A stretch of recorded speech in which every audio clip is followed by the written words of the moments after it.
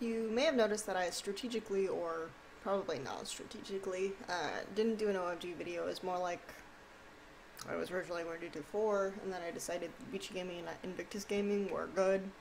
I needed to have videos made, so I didn't get to OMG and EDG, and I kind of decided, okay, I'll make EDG in time for MSI, and OMG I'll just get to. Well, OMG lost to LGD in the quarterfinals, and I feel like this has a lot to do with the context of how these teams play and historically how they've matched up, especially the jungle matchup, because I think there is a misconception if you've only watched Loveling so far that he's a supportive style jungler. And he, as a supportive style jungler, he's not that great. Like, that's not how he plays. That's not how he's been in the past. So I wanted to look at some of the, and then TBQ, his playstyle, Bengi's playstyle of not really ganking that much, but just warding a bit. And I say their playstyle of not really ganking that much because a lot of times they kind of mess up ganks, right? But just warding, staying safe, scaling for late game. So I wanted to talk a little bit about the jungle matchup in particular, also other things that the way that OMG has shifted their playstyle have made them less successful overall. So that's where I'm going to go with this. I also tried originally doing a full commentary of the Game 3 VOD, but I decided that that's not really my style. I'm not a shoutcaster, so I'm just going to look at some of the key points so that you don't have to listen to me rambling or mumbling awkwardly between like highlights, and I can just focus on the stuff that I want to talk about. So that is what this is going to be. I'm not really going to go through to the end. I'm going to kind of summarize what happens after 20 minutes. So, there we go. I don't understand the Urgot ban. Let's just start with that. I think that the over-prioritization of Urgot is a little weird, especially since LGD has shown that there are some other bans that they could throw in that might be more significant. For example, the Callista is a big thing. In fact, if you know that LGD is going to favor the Callista and the Callista strategy, why don't you pick Urgot? Well, the answer is because they want UCI to carry, and they've been picking Tristana, hoping that UCI will carry them. Aside from the Urgot ban, you have the Orianna ban. This is actually a very significant one because Orianna wrecked them the previous game. Wales' champion last year, by far, his best champion was Orianna, and he would just farm up on this. He would be extremely effective on it. And the reason why this is significant now is, again, the scaling teamfight meta is coming back in. And in particular, Wales' playstyle of Orianna got a huge buff from Luden's Echo itemization. He doesn't always build Luden's Echo on it. I think against a game against Snake he forewent the Luden's Echo because they had a very wombo combo-y team where you could rely on the ultimate more. But typically Wales doesn't rely on hitting the ultimate when he plays Orianna. He's very much more about the I will stand close to the fight and close to my ball so that I can minimize the travel time between E and Q. So I'll have the E on him and he'll immediately be able to use the Q to get to the enemy team, and it will just go very quickly. And if he has enough cooldown reduction, he can move the ball around very quickly, get a lot of dissonance, and then if he has enough stacks on his Luden's Echo, he just hits like a literal wrecking ball. So the fact that he constantly will hit you with those Q command, attack, commands, dissonance combos is very, very significant, and it's ideally how he wants to play. Also, the movement speed buff with the Luden's Echo is important because he can just, if he's standing close to the fight, movement speed is obviously going to be important so he doesn't get hit by things. He also is a heavy roamer, movement speed is important. So even on Orianna, he likes to roam. Okay, so we've covered the Orianna. It's obviously probably a good idea to ban that. Nunu, they're banning against TBQ because, again, we talked about how TBQ's natural style in the sense is to just maybe even forego some of those combat stats and buy wards, keep himself safe. Because in the past, the problem with LGD has been that they are putting their mid lane and bottom lane assets behind in order to keep their junglers safe. Because TBQ is very susceptible to invades, And if he ganked a lot, he would sometimes misfire, so PYL and Wayless picked up a lot of the ganking slack, so they would put themselves behind and come back in these late game team fights. Now that isn't the case, they can sort of trust QBQ to stay safe in his own jungle because a lot of these aggressive junglers have been nerfed, and with the Cinder Hulk, it's actually a lot more cost effective to wait until your Cinder Hulk scales rather than invading the enemy jungle and potentially putting yourself behind. Okay, so we've covered OMG's bans. LGD's bans, you don't want Cool to have LeBlanc, and even though this series they didn't go for any of Cool's crush you style champions, like they didn't pick Ari and it's been up. They've picked really weird things for Cool, like the Lulu and the Cassiopeia. He's played both of them this split and had, I think, a 66% win rate on the Lulu. He played it 3 times, and 50% on the Cassie because he played it twice. So he practically never played these champions. And he didn't really have that high of a success rate with it because OMG usually succeeds when he plays these highly mobile assassins, and he's able to have a huge impact on the map. So they banned the LeBlanc, which is a logical ban against OMG, even if OMG isn't playing like OMG. They banned the Sejuani because Sejuani's been a good pick against some of the more aggressive style junglers because she does have the percentage health damage. She is able to do a lot of the strong plays early on, and Loveling played her a couple of times and had some okay Sejuani ultimates against EDG, so they are banning it against him because it's one of the few meta junglers that he's had any remote amount of success with. Then they ban Janna. LGD loves banning or picking Janna. They put a lot of priority on it. Usually when they ban it, it means they're going for an all-in composition. This is very much going... Or they know they're going to pick Gragas early. If they can get the Gragas early, it's very useful to have one of these big disengage tools and deny them from the enemy team. Now, after that we get into the pick ban phase. OMG's composition, regardless of the order, no one really cares. Like, obviously Hecarim is a good first pick. Then you get into the Maokai, and they've played Maokai support before, so you wonder, okay, maybe it's the Maokai support. So that worked out okay for them. They're actually undefeated with the Maokai support. It ends up being a Maokai jungle. Maokai jungle isn't that great because, again, against especially the wave clear that Gragas has, he's going to have a much slower time getting the mana and being able to clear his jungle effectively. Like, his ganks are pretty straightforward, but like getting to the point where he can do them is a little bit harder.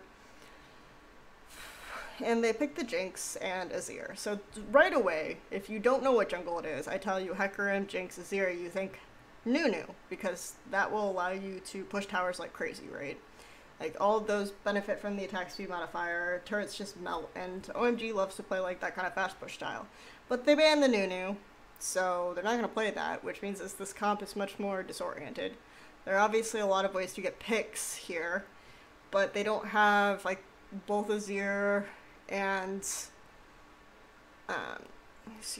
Jinx are going to do more consistent damage rather than massive burst. There is, of course, some massive burst on Azir and Jinx's kit, but that's not immediately what you think of when you see this. So, like, if you're getting picks and you're playing a pick composition, you're playing with Jinx and Azir. So that's just, I don't know. Their composition is just really weird and awkward. LGD's composition, they picked stronger lanes. Like, Gnar benefits from the fact that he doesn't have the mana hindrance, and he has a long range, and he has some AoE, so he's actually able to push in on Hecarim fairly effectively. Like, I don't mind that matchup at all. I actually think it was a mistake for OMG to prioritize Hecarim so hard, because traditionally Gogong isn't even that good of a Hecarim player. He's a much better Gnar player, so I don't know why he didn't take the Gnar himself.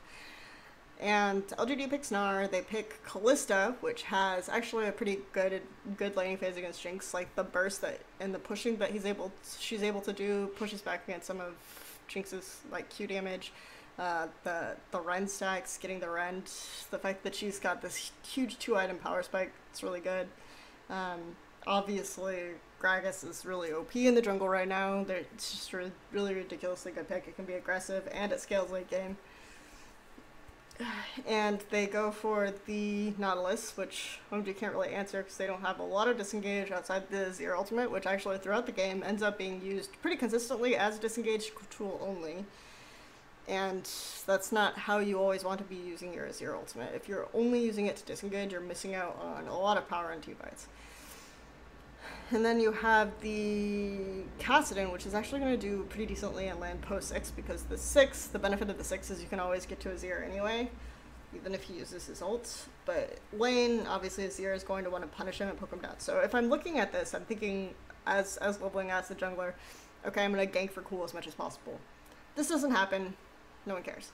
And then LGD's composition together just makes more sense. You have a lot of engage, AoE, and lockdown coming out of the fact that you've got a lot of AoE burst and engage coming out of the Nautilus pick and the Gnar. And then you have more AoE burst from the Gragas. They pick the Jinx into the Gragas. Like, if Gragas gets in Jinx's face, he can really reduce her attack speed. They have the Gragas and the Kalista picked together so that OMG couldn't follow up with the Gragas pick and shut down the Kalista. That was very smart. LGD's composition and drafting phase just seemed a lot more intelligent overall. They went for stronger lanes that can push really hard against OMG, which is a good way to beat them, because OMG in the past when they've won has always just been winning by taking towers, smashing people with the tower advantage, and 1v1 killing them. So the fact that Gnar and their bottom lane can stand up pretty well against OMG's top lane and bottom lane is really useful, because then OMG will have to go going while Loveling only has like one clear lane to gank. And he doesn't even gank that lane.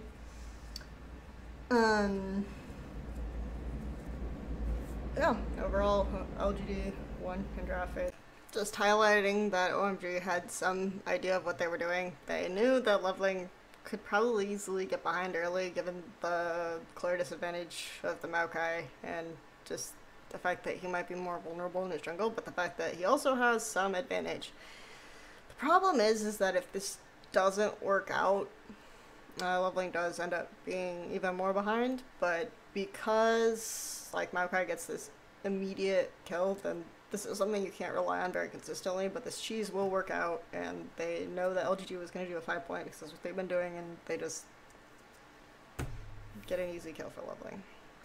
As the game starts going, we see that LGD has a clear idea of what they want to do, and something that Flame just did on screen that was really interesting was he immediately pushes out the wave with the range advantage and the fact that he doesn't have to use mana, and he goes back and he buys wards so he can safeguard his lane as he continues pushing without having to worry about the jungle pressure, which doesn't come anyway. Cool also pushing out the wave, taking advantage of, again, the fact that he should be able to poke down and push out wayless early on. And LGD also in the bottom lane capitalizing on an advantage to deny a little bit of creeps. This is where we have this really weird trade misplay. OMG. So, okay, UZI drops his traps, right? So that's significant because LGD knows that they're not going to be forced out of the fight because the traps are down. So if OMG engages again, and I think LGD goes forward here to deny some creeps, I can't remember. Yeah, PYL goes forward, so they can know they can play a little bit aggressively. PYL gets the engagement, and then Cloud chooses to go back and try to re-engage. Yeah. The immediate burst damage, like, completely wrecks UZI, because he can't force anyone out of the fight without his traps, and yeah, terrible trade. I think it might just be that they predicted that Loveling would be there faster, but he doesn't get there until that time. So they lose early. I think they also just underestimated LGD's burst. Both lanes go back and buy, and OMG has a slight item advantage because they have a pickaxe, and obviously the Kalista picks up the Berserkers because the attack speed is very useful for the mobility. Just it synergizes well with Kalista's kit. Works out a little bit better, but the pickaxe is going to give them more damage in a straight up trade that isn't extended. So OMG tries to make something happen, but they're just camping on a ward, and LGD is playing very safely. Meanwhile, top lane, OMG overextends on a trade into Flame's minions, and misplays that terribly, has to end up using the Onslaught of Shadows, and as Flame continues to pressure, he's going to misuse the teleport to get it back into lane because Flame continues to push on creeps and he doesn't want to lose the EXP and the gold. And this is the point where Going is going back, but OMG is choosing to engage on LGD. Like, because Nautilus is so naturally tanky, they can't get him right away. So they wait, and they know that Going has used the TP miss poorly to get back to lane, and Flame just teleports bottom. TBQ is around because it's weird. The communication on the mixed roster is better than on the Chinese roster. I don't know. It's crazy. What is this? Anyway, so LGD gets the advantage there. At this point, LGD notices the absurd amount of detention OMG's placing bot side, and they ward accordingly. At about 9 minutes and 40 seconds in, Loveling gets like one of his only successful solo gank in the entire game. Amazing how it's on mid lane, where he hasn't been paying attention, and they haven't had a bad trade because LGD hasn't necessarily expected his attention because it hasn't been there. Pretty much all series. UCI has been looking for most of the ganks, getting most of the ganks. Okay, I'm done with my rant. In the past, a recipe for OMG success is having a lead on either the top jungler or mid. So they decide to go for an invade using their solo laners and their jungler. So that usually works for them. But they overcommit, and at this point, Flame shows up. They are unable to coordinate a kill in TBQ because they don't have a jungler with a lot of damage. And Imp also shows up, so it completely goes wrong for them because guess what? It was a bot side invade and LGD's bottom lane is ahead. This is actually where, despite the fact that Loveling has such a high advantage, he actually starts to get invaded on by LGD a lot just because the Gragas pick is significantly so much better than the Maokai pick. Cool does a lot of work actually going in and cleaning out some of the wards in Loveling's jungle, so he's almost pulling like a Wayless style from the way Wayless played earlier on in the split, where he needed to do a lot of roam, secure a lot of vision for the jungle, and LGD just says, okay, whatever, we'll respond. And because they have the higher mobility Kassadin pick, Kassadin can actually more easily just shove out wave and get creep advantages, so he starts to get ahead. And this is where LGD's roaming group style, because they have the leads on that side of the map and they have the higher mobility mid laner, they just start to completely reverse the circumstances and get the successful gank on Cool and start to snowball their mid lane Kassadin pick.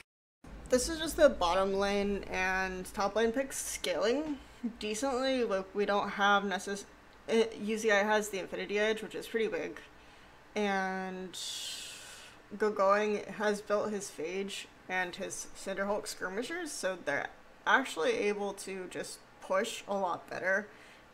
The points in Hecarim's Q allows him to push back on the lane a little bit. UZI has more levels into his abilities and is able to push back on the lane, so they're trying to take the towers at this point.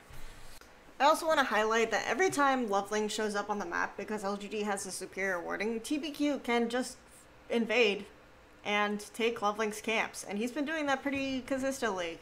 He doesn't have to confront Loveling. They know where Loveling is, and all his camps belong to LGD. At this point, this is one of the few misplays that LGD makes that OMG capitalizes on effectively. They overcommit to Going in topside, and OMG responds pretty well by setting up this pick. And even though they end up losing Cloud here, they still get the better trade because they have the Azir turrets set up, and they've trapped LGD on this side of the map. Going has enough of a lead that they can flank them out. Because they have the Jinx, they shred towers. Imagine if they had a Nunu, how much more of an advantage they could have gotten. This is a good point to discuss where we are. At this point in the mid game, at about 20 minutes in, OMG has a lead, actually. They're only even in mid. They have a lead on the lanes that were struggling, the top lane, the bottom lane. Fairly, and surprisingly for as many kills that Loveling has, not much of a lead on the jungle. And that is because they have been able to counteract with invades fairly well. But this is where OMG's natural playstyle comes out. They try to do more of the buff contests and more of the denies, but they can't quite, again, because of LGD's superior vision, get these trades or get these pickups that they want, and they'll overcommit some of these resources to try to get them. And because LGD had the lanes pushed out so well early on, they start to get back some of the towers. We already see Imp got the bottom lane tower.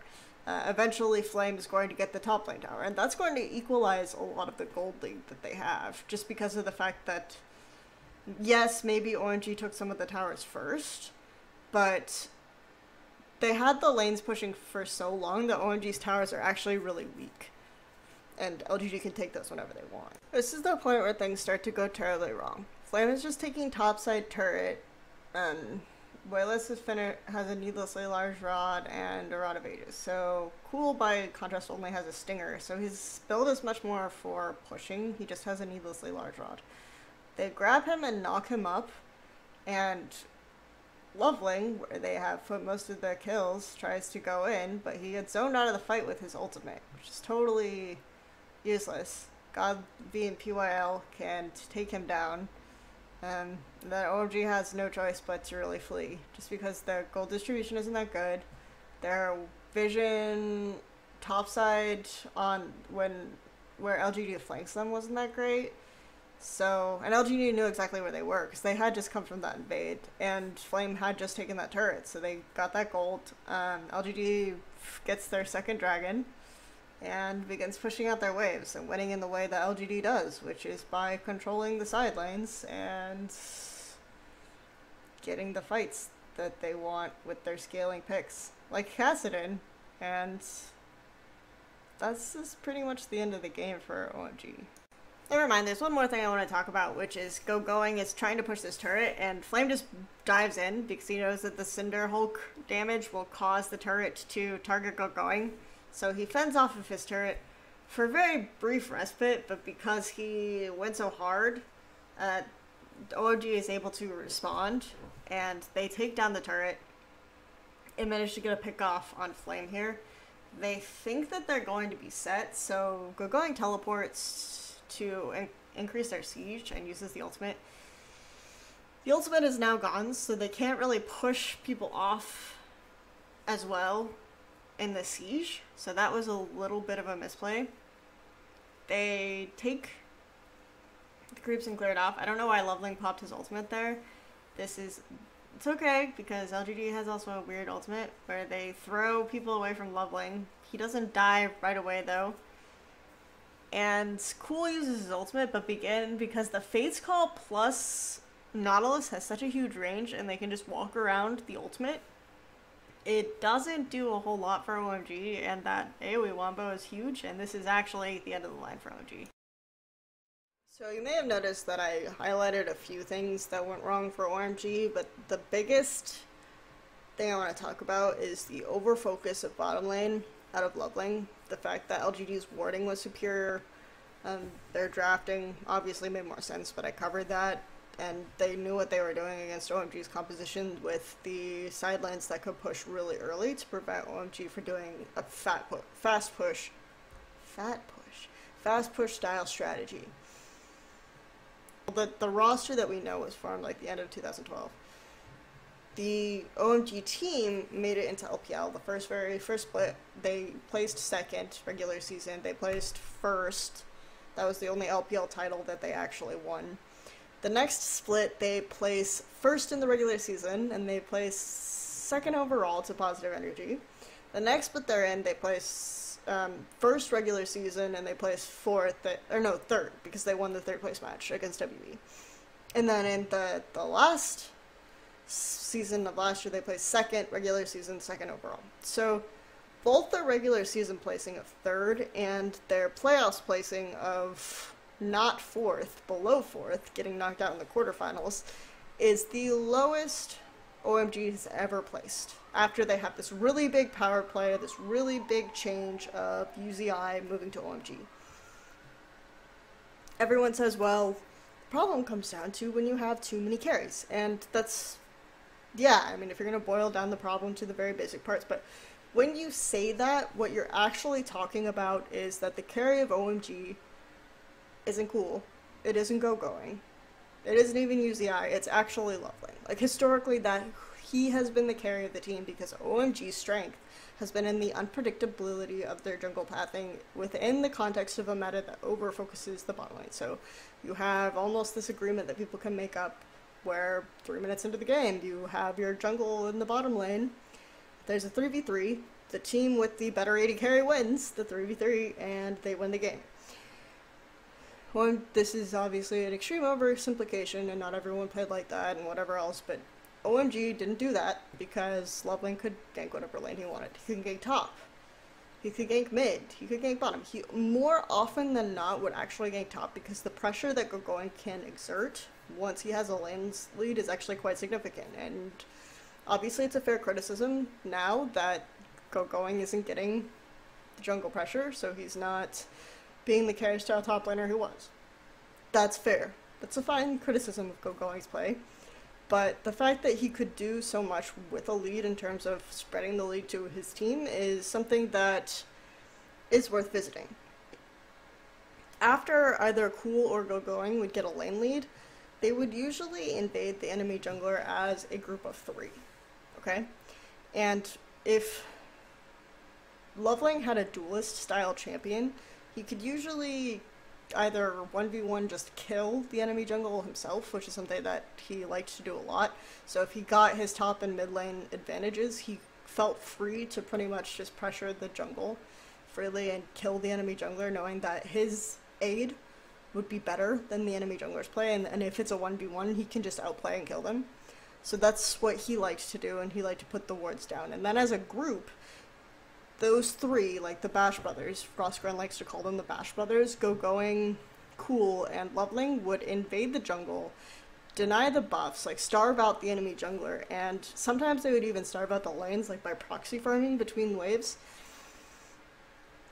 But this doesn't work for them if Loveling doesn't have those dual style champions, or if he doesn't have a gold lead. And I think that OMG actually has made a decision with the entry of UZI to punish Loveling's farm and Loveling's gold advantage. Because with this setup that I just described, OMG has a very even spread of gold between top, jungle, and mid. Loveling got a lot of gold relative to a lot of other junglers in LPL. I think they made the decision to punish him in terms of his gold intake, and sometimes he would take the kill in the lane. He's obviously did that a lot in that game, but he didn't have this aggressive pick that can snowball the entire team, right? He had a Maokai. And we saw in an earlier game he picked Rengar, and in some interviews he's mentioned he doesn't feel as comfortable on some of the new champions, and that's a huge problem for him. And I think that's like the final nail in his coffin. So when I'm talking about the regular split, Loveling, who built the Juggernaut enchantment on Jarvan when everyone else was building Warrior, he also bought a lot more wards relative to what he used to buy. The laners used to do more of the warding. It was more of a shared burden, but I think he became more of a ward bot. And again, OMG didn't really have that many wards early on in the split, so this was something that became a new development over time. They said, okay, Loveling has to do the warding. Okay, Loveling has to spend his gold on this. And I think that has been a huge problem now, is that Loveling will, first of all, his jungle pathing is no longer completely unpredictable because in the series he went bottom so often. And like I said, LGD didn't really have to ward topside because they knew that he would be bottom so often, and they had so many wards eventually concentrated on that bot side. And the fact that they also had the 2v2 advantage because so many of those ganks went completely wrong and snowballed the opposite direction. It was actually almost a complete reverse of how that jungle matchup used to go, because TBQ used to try to do these engages and ganks that would go the opposite direction for him, that would give the enemy laners kills, okay? And now that he's playing these more utility-oriented style picks, he looks a lot better, because first of all, he's not going all in like he would with Lee Sin or like he would with Vi. He's able to sometimes just use the Gragas cask, which is a much safer engage because you're not putting yourself bodily in the way. Or he can use the Nunu snowball to slow the person down. Loveling is on the tree pick is putting himself in. He's giving up kills.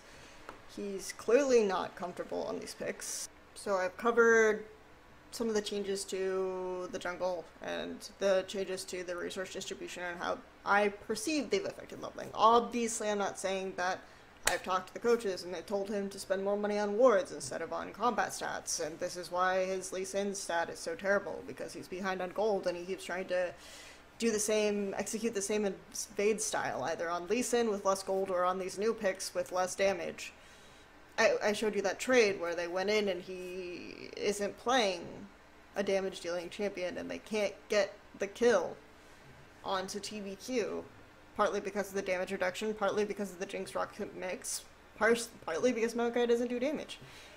And LGD in the past, I covered this very briefly, has had PYL and Wayless put themselves behind in lane and roam more to compensate for TBQ's inability to guard and protect his own jungle. They put down their own wards, they challenge the jungler on invades. In fact, if we watch the old OMG versus LGD series in the first game where Wayless got the huge advantage on Ahri, and Loveling tried to do an invade, and every time, like, Wayless would be there with that huge kill lead on Ahri, scaring him out, and that was a huge reason why LGD was able to win that matchup in that particular game. Whereas in the next game, Cool had the huge lead, right? So Loveling could do almost whatever he wanted in terms of his ganking path and his ganking style. Now, the over-focus on bottom lane is when I talked about how Go-Going has a lot of pressure, and if Cool or Go-Going get leads, they roam and they invade the enemy jungle and they try to contest the buffs. If you noticed, in a lot of these buff contests that OMG tried to do, usually I wasn't there. He wasn't a factor. He would just be farming a side wave, or there was that one invade on the blue buff where he tried to use the rocket, okay? Yay, rocket, woo! Thank God that hit, right? No. He's not part of this traditional OMG style. So you have these three members on the team trying to conduct the same style of play that they used to, with less gold, because a lot of their gold from all the ganks and all the jungle pressure are in the bottom lane, and the bottom lane isn't coming. So there's this huge mismatch, and I'm not saying this is UCI's fault, because his old style has always been, I'm going to play this AD carry, I'm going to win this lane, I'm going to kill my opponent. And he's not able to execute it against some of these strong lanes like MPYL as much as he was able to before. Cloud did some misengages, they had some misconceptions of what the good trade would be, so that's a problem.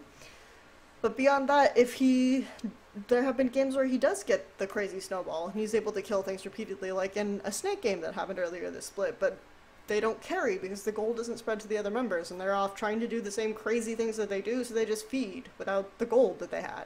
So there's just clearly a mismatch of styles, and neither side is willing to bend. Like the OMG side, the core Bash brothers aren't willing to change how they play, even though they have less gold. UCI isn't willing to change how he plays, even though he's being a huge resource suck. So this isn't going to work. This isn't working. Someone has to bend, someone has to give. And Loveling probably needs more gold, and he probably needs to learn a jungle style champion, and if he can't, he needs to be replaced, and that's unfortunately how it goes. Or they had to completely reinvent the wheel, figure out some other way to play, because obviously Go-Going and Cool are very good at this protection style. They don't know what they're doing. It's a problem. It's just kind of a mess right now. And that's why OMG lost to LGD, and that's why LGD is buffed by the current patch, and OMG is suffering under the patch because they can't play the pick style. LGD used to love to play these wombo combo teamfights, like they loved playing Sona Orianna. It's their favorite thing ever. I'm not saying you should play Sona, I'm not saying Sona's good. In fact, Weird, PYL, Cloud both love Sona. This is completely unrelated. Love LGD's playstyle, they don't have to force their lanes to get behind early, and they can still execute those great teamfights, and they can still push out the waves, and LGD is doing well. They're rock stars right now. And they're used to doing the roam styles, and that's the style that EDG plays, right? Except that their jungle isn't behind all the time, so suddenly they look really good against EDG. I still think EDG is going to win, because I think Clear Love is still much better than TBQ. And I still think that there are matchups across the line. EDG is better at doing it, they've been doing it longer, instead of a remedial version of it. This is my video. I hope you learned something in terms of why OMG failed in the context of their play, and I hope that maybe you also learned something about LGD and why they look so good right now. Thanks. Bye.